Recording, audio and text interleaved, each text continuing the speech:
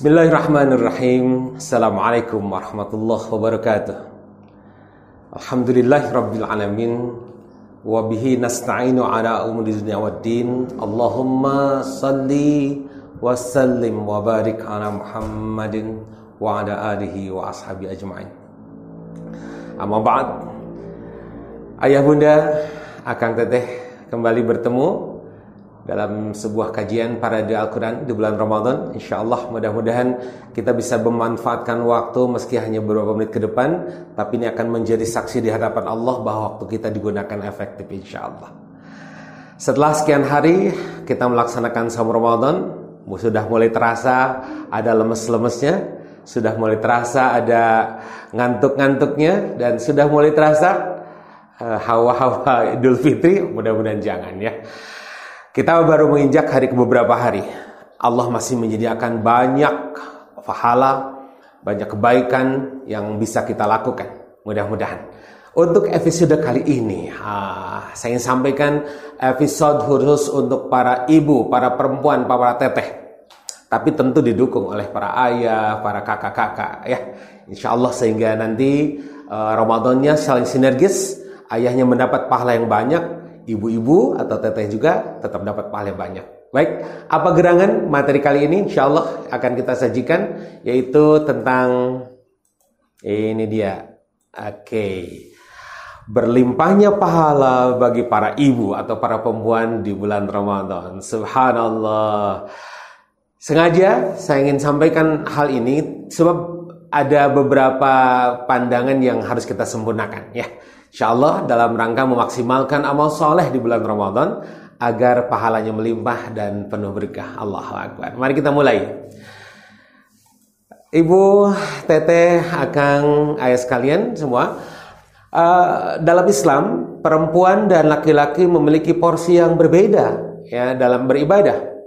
Oleh karenanya mengapa ada perempuan memiliki tanda kutip libur dalam menjalankan ibadah wajib?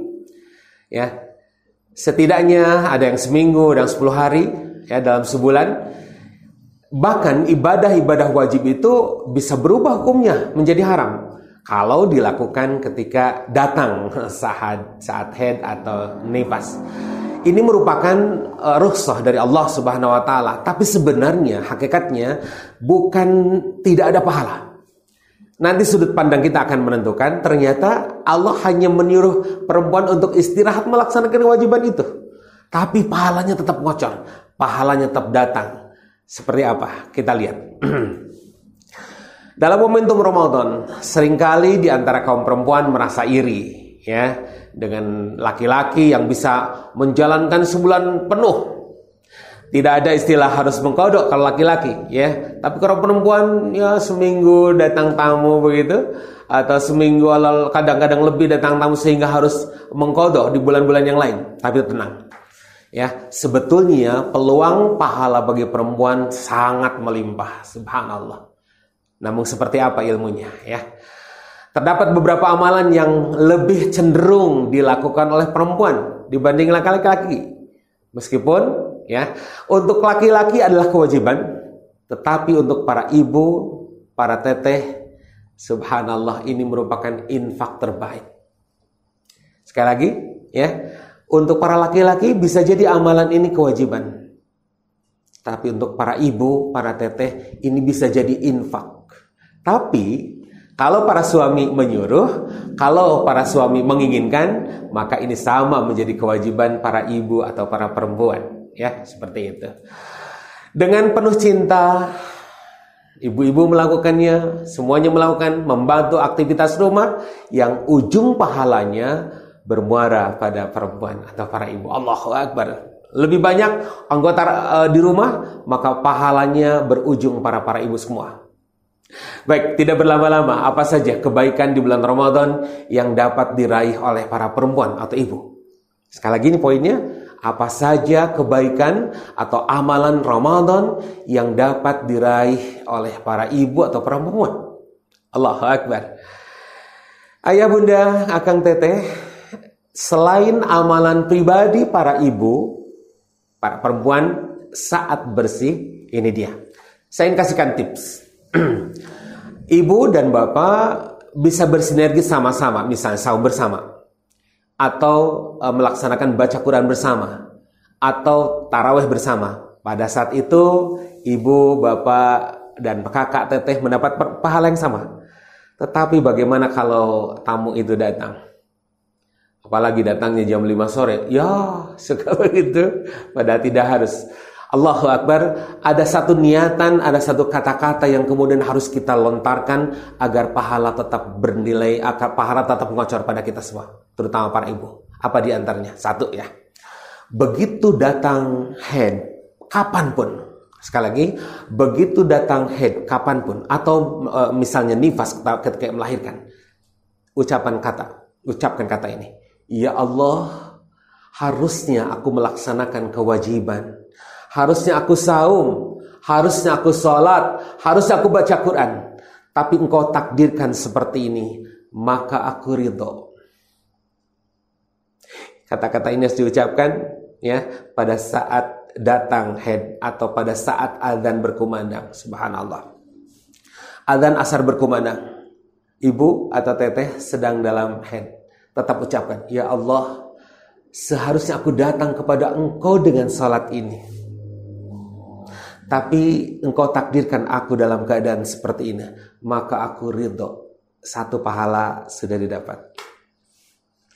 Melihat Quran, katakan, ya Allah, seharusnya aku datang dengan membaca Quran, tapi engkau takdirkan aku seperti ini, aku ridho dengan takdirmu.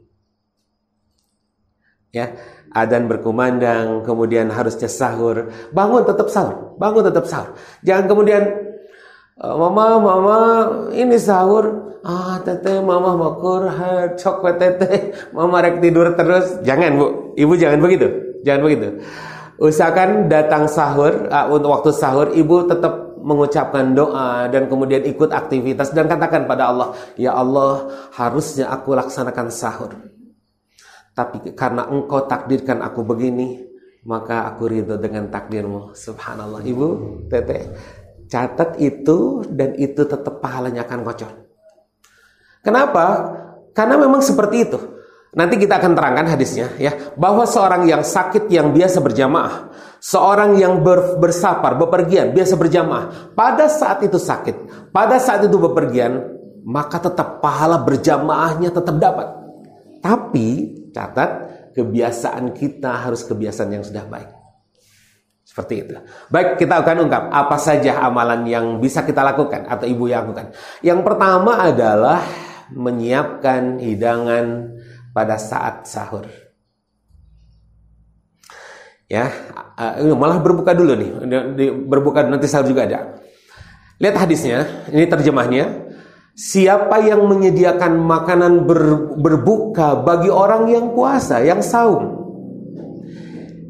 Terkadang konotasi kita ini ditujukan pada orang lain.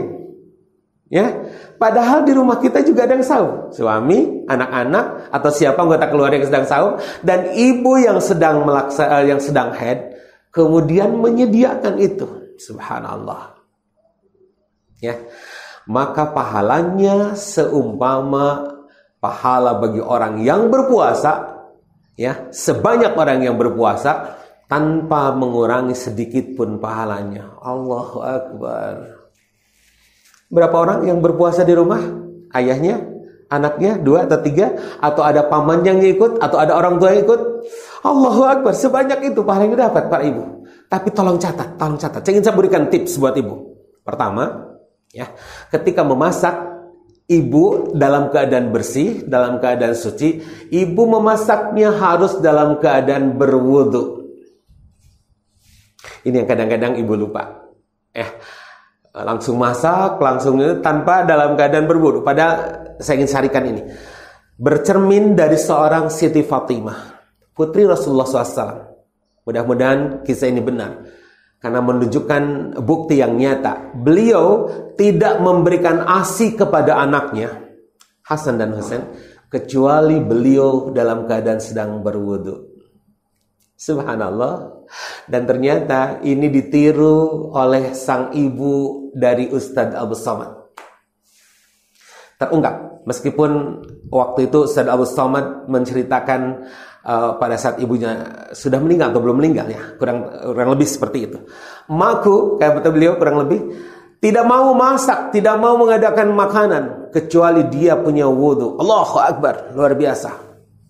Bahkan satu kesempatan kenduri, beliau memasaknya sendiri, tidak melibatkan tetangganya, tidak melibatkan yang lain. Ketika ditanya oleh Ustadz, kenapa emak tidak tahu orang lain punya wudu atau tidak ketika menyediakan makanan ini? Allahu Akbar. Siti Fatimah, putri Rasulullah, kemudian punya Hasan dan Husain, dua pemuda yang kemudian dia lihat surga, pemimpin surga bahkan. Dan hari ini kita menyaksikan seorang ibu dari Ustadz Al-Somad memiliki anak. Ustadz Al-Somad, kalau antum mendengar, mudah-mudahan jadi kebaikan buat semua orang. Dan ibu-ibu meniru apa yang dilakukan oleh ibunda.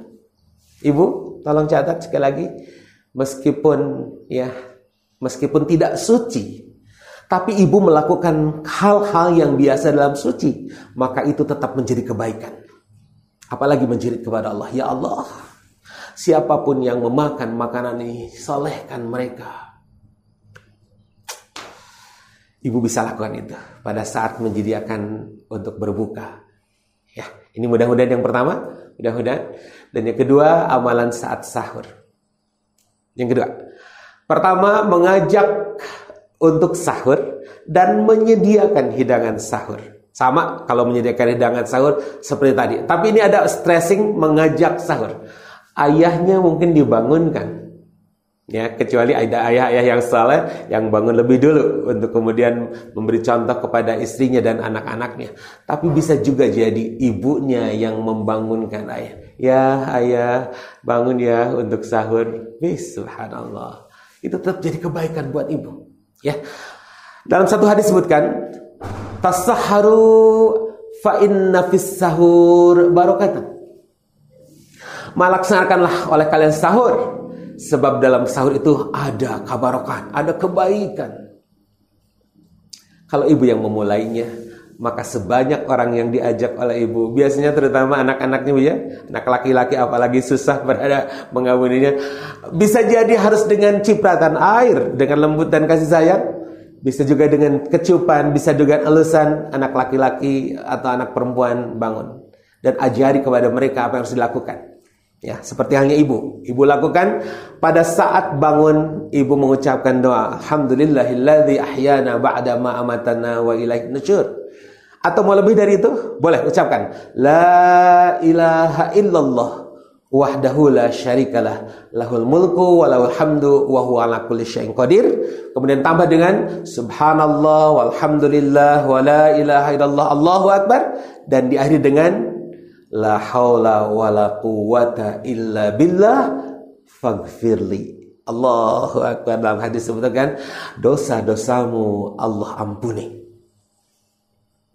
Banyak yang sekedar bangun lantas kejamban, lantas makan. tolong ubah kebiasaan itu. Ya, sekali lagi bangun dengan doa tadi, boleh yang pendek alhamdulillahilladzi ahyana, dan kemudian agak panjang tadi, tujuannya apa? Untuk diampuni. Allahu akbar, Allahu akbar. Apalagi kemudian ibu bisa wudu, ya. Ibu kemudian bisa sholat dan ucapkan beberapa kalimat istighfar.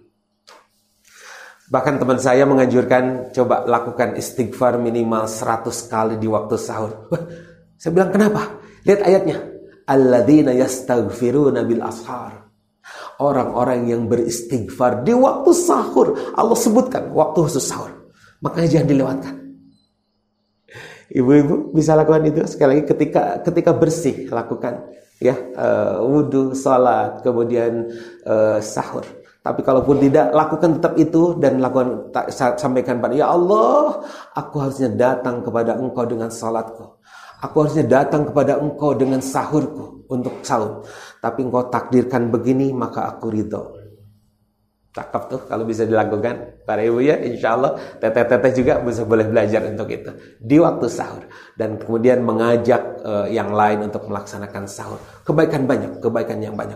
Bisa istighfar di sana, bisa kemudian satu hal sebelum ini termasuk paket sahur adalah membaca beberapa ayat Al-Quran. Ya, termasuk paketnya. Kenapa? Sebab Rasulullah SAW pernah ditanya, ya Rasulullah, antara kami antara kami selesai makan dengan sholat subuh berapa lama? Kurang lebih Rasul mengatakan, bacalah oleh kalian 50 ayat. 50 ayat buat kita ya istimewa, premium. Tapi bolehlah kita membaca Al-Fatihah dan beberapa surat pendek minimal. Ada baca Qur'annya di waktu sahur. Siap ibu-ibu melakukan itu? Dan itu menjadi amalan pahala yang ngocornya luar biasa. Sebanyak orang yang makan bersama itu. Sama doanya, ya Allah, siapapun yang memakan makanan ini salehkan, ya Allah. Allahu Akbar. Ibu yang salehah seperti itu ya, insya Allah. Baik, berikutnya amalan yang bisa dilakukan oleh para ibu yang sedang halangan ya, yang kemudian tidak mendapatkan pahala adalah saat suami beritikaf di masjid. Kalau bisa 10 hari. Atau paling tidak yang bisa dilakukan di hari-hari ganjil 21, 23, 25, 27. Ibu tidak bisa melakukannya, maka lihat. Dengan mempersiapkan keperluan sang suami. Ya, baik itu bajunya, sarungnya, minyak wanginya, atau keperluan apa saja. Maka sebanyak yang didapat oleh para suami atau anak perempuanku, engkau membantu keperluan ayah dan keperluan kakak yang laki-laki, sebanyak diperoleh mereka, maka engkau pun mendapatkan itu. Ini hadis tentang berjuang ya. Siapa yang mempersiapkan seorang pejuang, maka sesungguhnya dia telah berjuang. Dan siapa yang menjaga dengan baik ahlinya, keluarganya, seorang yang pergi berjuang, maka sesungguhnya ia telah berjuang. Subhanallah.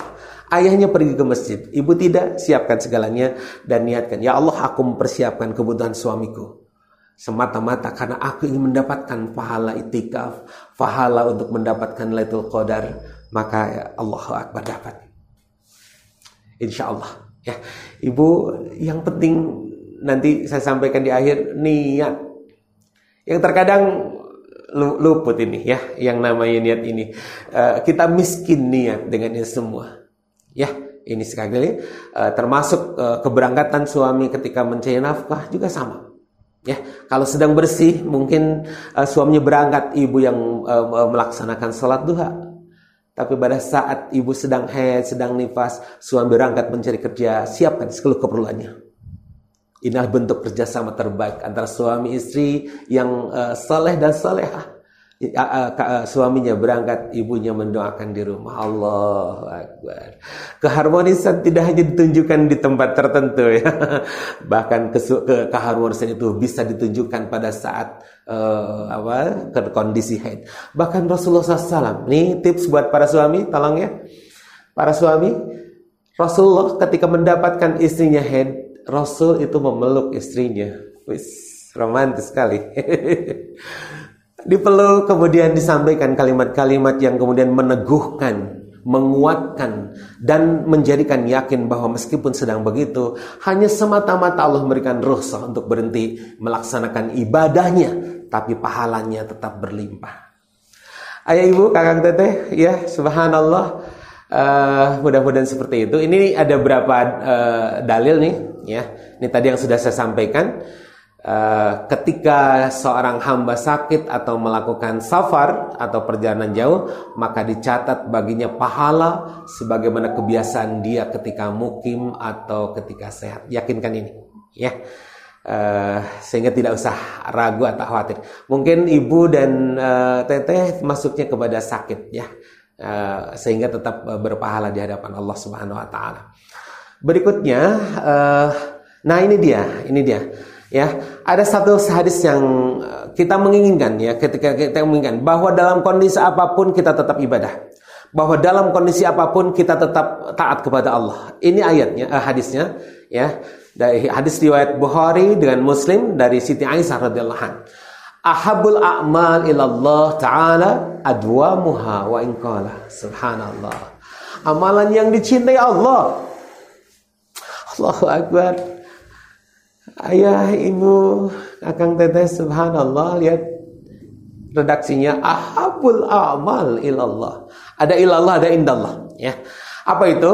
Adwamuha wa in qala. Amal itu Terus berkelanjutan, kontinuitas. Amal itu terap dilakukan. Allahu Akbar. Makanya tadi sekali lagi diperkayalah niat ya.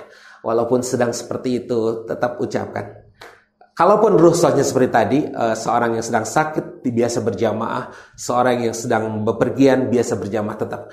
Dan yang kedua saya ingin sampaikan tadi, kata-kata tadi, ya Allah, harusnya aku datang kepada Engkau dengan salatku, tapi Engkau takdirkan aku seperti ini, aku ridho. Allahu Akbar. Sekali lagi, mari kita coba. Baik ketika bersih ataupun ketika sedang haid atau nifas. Yang terjadi, mohon maaf para ibu, teteh, yang terjadi sebaliknya. Justru ketika haid ke bawah pada saat bersih. Ketika haid tidur, tidak sahur. Ya. Kemudian sudah bersih pun keberangan tidurnya, kebangunnya. Kenapa? Karena terbiasa selama 7 hari berubah lagi kebiasaannya. Harusnya tidak. Sekali lagi, biasakan itu justru kebaikannya. Mana yang dicatat oleh Allah kebaikan? Ketika saat haidnya atau ketika saat bersihnya?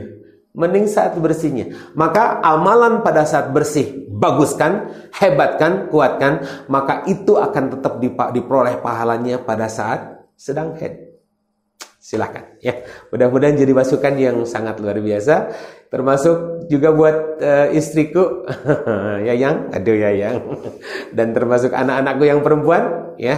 Sama lakukan ini. Insyaallah hal-hal yang akan menjadi amal saleh. Nah, ini yang terakhir saya ingin sampaikan bahwa seringkali amalan itu berlalu tanpa niat. Padahal dalam hadis sebutkan innamal a'malu binniyat. Sama ke dapurnya, baik pada saat bersih maupun tidak bersih, sama menyiapkan makanannya, tapi Allahu Akbar, kalau tanpa niat, apa yang akan Allah catat pahalanya? Ingat, ada satu amalan kecil, tapi bisa menjadi besar karena niat. Dan juga ada amalan besar, tapi bisa menjadi kecil karena niat. Pahala haji itu luar biasa besar. Tapi kalau niatan pergi ke hajinya hanya untuk mendapatkan gelar H dan gelar HJ di depan nama kita, Allah itu menjadi kecil. Sayang sekali. Padahal uang sudah keluar sekian banyak, tenaga, pikiran dan segala macam keluar, keluarga ditinggalkan. Tapi hanya ingin mendapatkan H dan HJ. Jadi kecil. Sementara ada amalan kecil bisa jadi besar. Karena niat, apa diantaranya? Allahu Akbar, membuang duri, membuang penghalang di jalan, itu kecil, amalan kecil. Tapi ya Allah, aku berniat membuang, dalam hati kita, ya Allah aku berniat membuang paku, membuang duri atau agar saudara-saudaraku selamat dari jalannya. Itu amalan kecil. Atau ibu sering menyalakan lampu untuk di luar rumah, cetrek gitu. Niatnya apa, Bu? Teteh niatnya apa? Enggak niat sama sekali. Maka Allahu Akbar, sayang, tidak dapat pahala. Coba niatkan sekarang. Ya, enggak apa-apa yang dulu.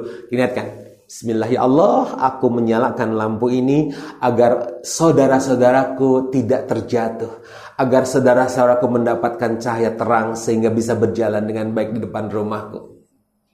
Cetreknya menyalakan dan cetreknya mematikan, insya Allah bernilai ibadah, bernilai pahala di hadapan Allah asal dengan niatan. Ibu-ibu sering nyiram itu ya, nyiram tanaman. Niatnya apa? Nggak niat sama sekali. Allahu Akbar, sayang. Coba ibu niat, ya Allah aku berinfak untuk makhlukmu. Apa makhluk Allah? Ya tanaman. Maka kocoran setetes air, apalagi sekian air, Allahu Akbar, apalagi pada saat kita nyemprotnya, ketika saat kita ngasih gayungnya, Bismillah, apalagi dengan doa, dzikir subhanallah, seberapa lama gitu kan kalau nyemprotnya, subhanallah, alhamdulillah, wa la ilaha illallah, Allahu Akbar, pindah ke pohon yang lain. Maka nyebornya, nyiramnya jadi pahala yang ngacor. Bahkan, mohon maaf, saya punya guru, ya, yang di belakang rumahnya itu ada pohon pisang, kemudian agak luas memang. Begitu dia keluar dari rumahnya menuju halaman belakang, dia sedang mengucapkan ini, Assalamualaikum ya makhluk Allah semuanya. Memang tidak ada yang menjawab salamnya. Ya, kalau ada yang jawab salam juga takut. Tapi pohon pisang itu yang ada di belakang rumahnya menjawab salam itu dengan berpisang atau berbuah besar-besar. Bisa jadi itu jawaban dari pisang atas salam kita. Allahu Akbar. Terlewat Bu ya amalan itu. Kenapa sekali lagi? Karena kita miskin niat. Oke, sekarang mumpung Ramadan, mumpung ada ilmunya, mumpung sudah tahu, bismillah, Allahu Akbar. Setiap apapun sekarang melakukan amal soleh, paling tidak dalam hati kita, ya Allah, aku akan lakukan ini. Ya Allah, aku lakukan dengan karena Engkau. Mudah-mudahan Kau ridho dan dapat pahala. Ibu-ibu, apalagi dalam bersih, ibu dapat pahala luar biasa. Ya, menanak nasinya dengan berwudu, dengan menjerit pada Allah agar disolehkan, sama ketika ibu atau teteh dalam keadaan tidak bersih. Asal dengan niatan yang kuat dan amalan yang terbiasa adalah sudah bagus. Maka mudah-mudahan Ramadan ini menjadi berkah dan pahalanya bisa kita raih pada saat nanti bertemu dengan Allah Subhanahu wa taala. Kalimat subhanallah wa bihamdih, subhanallahil azim, bisa jadi penghias di antara kelelahan kita, di antara capek kita. Cukup sekali atau apa lagi bisa lebih dari itu. Subhanallah wa bihamdih, subhanallahil azim. Allahu Akbar, luar biasa. Ya, daripada nonton TV yang tidak keruan, daripada melakukan, mendingan keluar kalimat-kalimat zikir di sela-sela capek kita, di sela-sela kita menunggu kegiatan apa lain. Sekali lagi kalimat yang lain baik, subhanallah wa bihamdi, subhanallahil azim, ada istighfar dan seterusnya. Baik, selain saya menunjukkan habis, Ibu Teteh akan satu ada permintaan, mudah-mudahan Akang Teteh kemudian Ayah Bunda bisa terus mendukung dan memuliakan para penghafal Quran ya, yang di bulan Ramadan ini melalui program tebar sedekah super ya, untuk mereka penghafal Quran. Sekali lagi mohon dukungannya, baik dukungan doa ataupun dukungan materi. Silakan, di sana ada beberapa orang yang menghafal Quran. Kalaupun tidak kita yang melakukannya, maka insya Allah dengan memberi pahala, memberi bantuan kepada mereka, pahala itu sebanyak yang kita bantu. Mudah-mudahan ada manfaatnya. Mohon maaf atas segala kurangnya. Assalamualaikum warahmatullahi wabarakatuh.